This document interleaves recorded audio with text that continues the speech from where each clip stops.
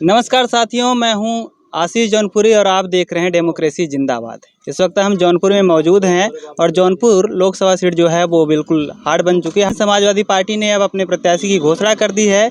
यहां से बाबू सिंह कुशवाहा को सपा ने अपने उम्मीदवार के तौर पर उतारा है। और बाबू सिंह कुशवाहा की बात करें तो 2007 में जब मायावती की सरकार बनी तो वो कैबिनेट मंत्री थे। सपा ने यहाँ से उनको प्रत्याशी बनाया। सपा को एक मजबूत चेहरा चाहिए था। जब पीडीए की बात होती है तब स्वामी प्रसाद मौर्य जैसे ही पार्टी को छोड़ करके जाते हैं, राष्ट्रीय शोषित समाज पार्टी के अभी राष्ट्रीय अध्यक्ष हैं वो, तो उनके विकल्प के तौर पर समाजवादी पार्टी को कुछ न कुछ तो चाहिए कि जो ओबीसी वोटरों को इकट्ठा कर सके। तो ऐसे में एक बड़ा चेहरा है बाबू सिंह कुशवाहा, उनको यहाँ से सपा ने अपना प्रत्याशी बनाया है। तो जौनपुर में मौजूद है, यहाँ के तमाम लोग हमारे साथ मौजूद हैं, उनसे बातचीत करेंगे कि आखिर अब जौनपुर में माहौल क्या रहने वाला है। एक तरफ जहाँ बीजेपी से कृपा शंकर सिंह है, वहीं अब समाजवादी पार्टी से बाबू सिंह कुशवाहा मैदान में है।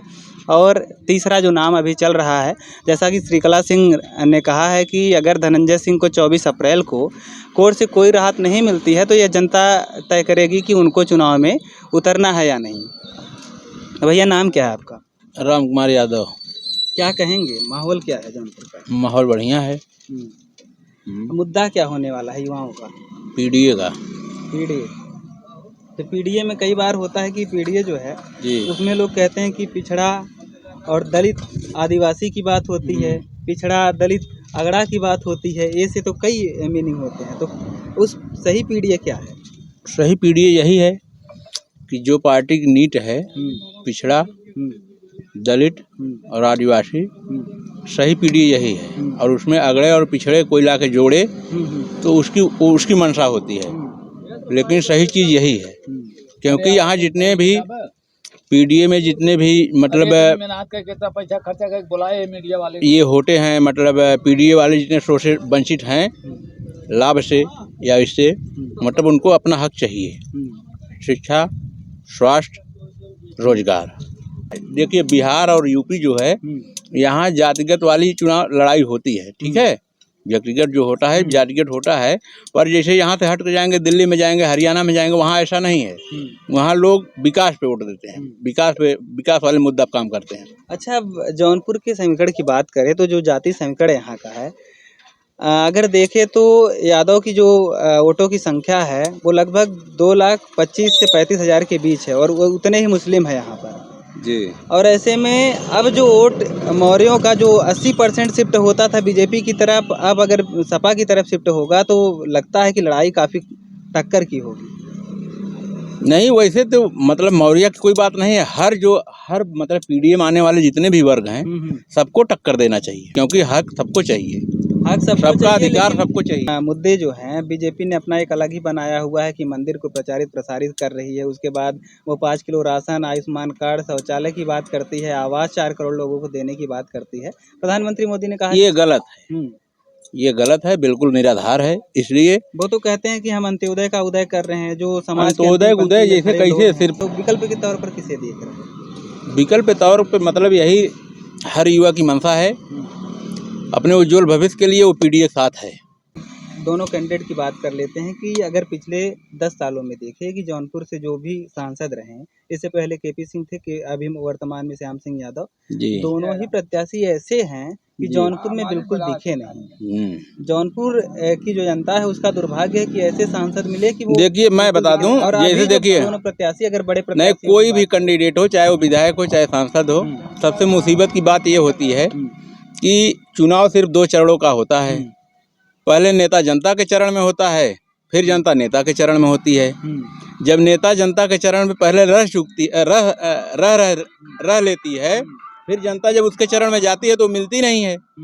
लेकिन ऐसा नहीं करना चाहिए किसी भी नेता को, चाहे कोई भी जीते। यहाँ लोकतंत्र फिर कैसे मजबूत होगा? बात कही जाती है कि जो लोकतंत्र में जनता ही राजा है, जनता अपने प्रतिनिधि को चुनती है, तो जो उनके प्रतिनिधि हैं उनके लिए काम करना ही चाहिए। तो जनता का अधिकार है कि वो उनसे सवाल पूछे, जब भी वो आए तो वो आपके प्रतिनिधि, आप पूरा अधिकार है कि आप सवाल पूछें उनसे, अपने मुद्दे की बात करें। आपका विकास कैसे हो सकता है जौनपुर? जब जीतने के बाद दिखे तब ना, जब जीतने के बाद दिखेंगे तब न पूछेगी सवाल। पार्लियामेंट में हम लोग वही पूछ रहे हैं कि आपने अपने जनप्रतिनिधि को चुन तो लिया, अब ऐसे ही हमने कहा कि 10 सालों में हमने कुछ ऐसे, अब जैसे आप एक चीज सुन लीजिए अब जैसे अभी आए हैं कृपा शंकर जी, ठीक है, अब ये जीतने के बाद क्या हो सकता है, महाराष्ट्र में ही रहें तो उनसे कौन मिलने जाएगा। वही चीज मतलब क्या क्या दुख इस सुनाएगी। बार भी यही है। बाबू सिंह कुशवाहा कहाँ से आते हैं, बांदा से हैं, ये कहाँ बांदा से। दिखेंगे? अच्छा हाँ, इन्हीं के पास अगर यही वही जीत कह गए, बांदा कौन जाएगी, यहाँ कौन जनता वही जाएगी। कह रहे हैं कि जो जौनपुर का दुर्भाग्य यह है कि यहाँ के जो प्रत्याशी हैं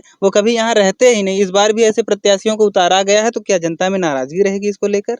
वोट तो देने हैं, लेकिन मजबूरी है। मजबूरी नहीं है, वोट देना। वोट तो देने हैं।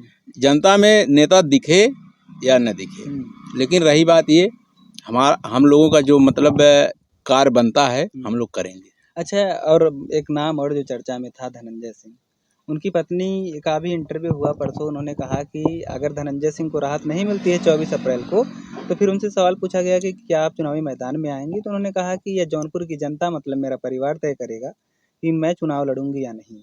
साफ तौर पर उन्होंने कुछ नहीं कहा, लेकिन इतना है कि चुनाव लड़ने की पूरी मंशा है उनकी। तो क्या अगर वो लड़ेंगे तो कुछ खेल खराब होगा? देखिए, खेल खराब होगा तो तय है भाई, उनका भी यहाँ वर्चस्व है, ऐसी कोई बात नहीं है। रही बात ये कि जो जनता से बगैर पूछे नेता तय कर लेती है कि हम यहाँ से, जनता हमें देखो क्या कहती है। सिर्फ जब चुनाव लड़ते हैं तभी तो तय करते हैं, चुनाव लड़ने के बाद जीतते हैं या हारते हैं, फिर बाद में तो आते नहीं हैं। इसलिए जनता के बीच में जो रहता है नेता, वैसे जनता को तो उसी को तय करना चाहिए। हाँ भाई, इसी को तय करो। लेकिन रही बात, तो दुर्भाग्य यही है कि वो रहता नहीं है, तय नहीं कर पाता। इसलिए क्षेत्रीय पढ़ते हैं लोग, इनसे थोड़ा बड़ा तय कर लेते हैं।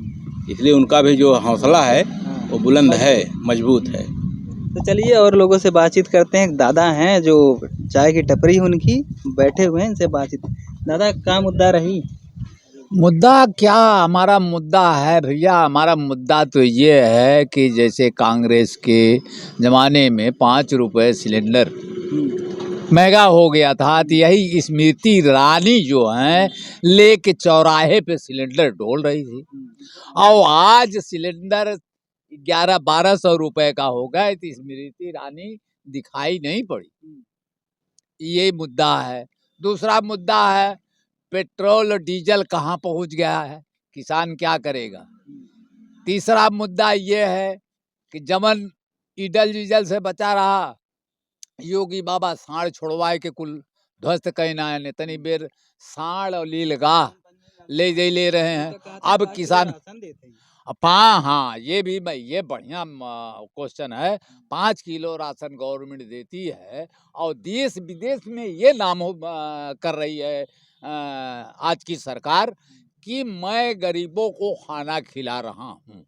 यानी अगर हमारा हिंदुस्तान सोने का चिड़िया माना जाता था किसी जमाने में, आज वो हर घर को गरीब बना के रख दिया। हर देश विदेश में यही चर्चा हो रही कि वहाँ खाने का अन्न नहीं है, गवर्नमेंट खिला रही है, यानी गरीब और बढ़ गए।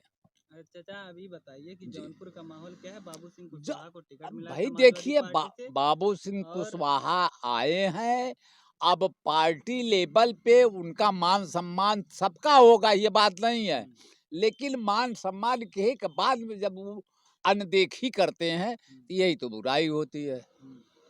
मोदी जी गुजरात से आए तो एक बार ये हुआ कि इनको बढ़िया काम किए हैं गुजरात में, ले चलो।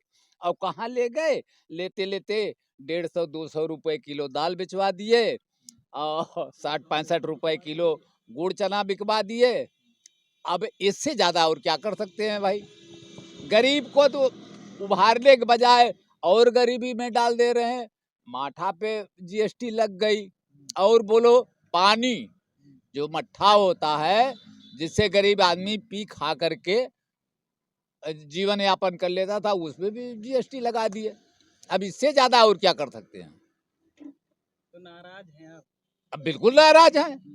अरे गरीब पर किसे देख रहे हैं विकल्प कौन? अब ये ऑप्शन है कि पढ़े लिखे लड़के जो हैं वो पकौड़ा बेचें, कहें कि पकौड़ा बेचो, और बेचारे गली गली मार के पकौड़ा बेच रहे हैं, वो फुटपाथ पे खड़ा नहीं होने पा रहे हैं।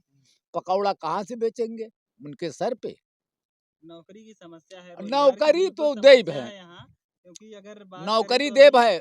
नौकरी तो उन्होंने इतना दिया कि कोई ले नहीं पाया, आए पेपर दिए और पता चला कि ओ लीक हो गया। जब 2-4-600 रुपया धरे रहनु वो चला गए जेबा से। कह रहे हैं कि फिर से या करवाएंगे। इन्हीं की सरकार में पेपर लीक होता था और पीछे कोई सरकारी सरकार नहीं की थी। और ये रोड के लीपापोती के अलावा इनकी सरकार और क्या दिखाई है? ये कह रहे हैं सड़क, बिजली, पानी सब कौ- कौन समस्या पानी, ये दूर की। कौन सा पानी दिए, कौन सा बिजली अमृत दिए? योजना के सड़क चल रहा है उनका सड़क पानी ये देने के करिया बाद से। करायन, यानी सड़क करिया करायन, ये मानते हैं सड़क करिया हुई। क्या इससे गरीब जीवन यापन कर सकता है आदमी? तो रोजगार चाहिए, फैक्ट्री लगनी रोजगार लोग चाहिए, हाँ। इंडस्ट्री लगे अब ज्यादा से ज्यादा क्योंकि लोग। अब ऐसा है, एक तो फैक्ट्री लिया है दूध वाली, और बनारस और जौनपुर बॉर्डर पे, और लिया के कुल गुजराती भर दे हैं। यूपी वाले कहाँ पाए बेचारे? 2-4 ठे जवन हुई है वह झाड़ू माड़ू लगावत हुई है। यही फैक्ट्री का काम इनका है। देश विदेश में बदनाम कर रहे हैं कि राशन दे करके, यानी हमारा देश इतना गरीब है कि मैं राशन से जीवन यापन करा रहा हूँ। तो इस बार विकल्प के तौर पर किसी अब जो सामने आएगा देखा जाएगा, जिस काबिल होगा वो इस हिसाब से किया जाएगा। एक तरफ कांग्रेस, सपा और तमाम कांग्रेस पार्टियों का कांग्रेस गठबंधन तो राजाशाही था ही, आज भी है। क्या लाए हैं ये लोग? बिजली लाई कांग्रेस, रोड लाया कांग्रेस, यानी बैंक लाई कांग्रेस। क्या दिए हैं ये सब? कोई नई संस्था इन्होंने तैयार किया है? तो कहते हैं कि हम आईआईटी और आईआईएम कॉलेज बनवा रहे हैं, अरे वो तो यार तमाम, यूनिवर्सिटी हमने बनवाई, अरे तमाम बनवाए देहन मम्मा, गरीब आदमी कुल जाए के हवाई अड्डा बनवा दिया। विदेश तो जाना है उनको, इनका किसानों को विदेश थोड़ी जाना है। वो हवाई अड्डे नहीं बनवाएंगे, जाएंगे कैसे? पैदल। वो तो अपने साथ खुद के लिए बनवाया, और के का लिए जनता के लिए क्या बनवाएंगे? खुद के लिए बनाए हैं।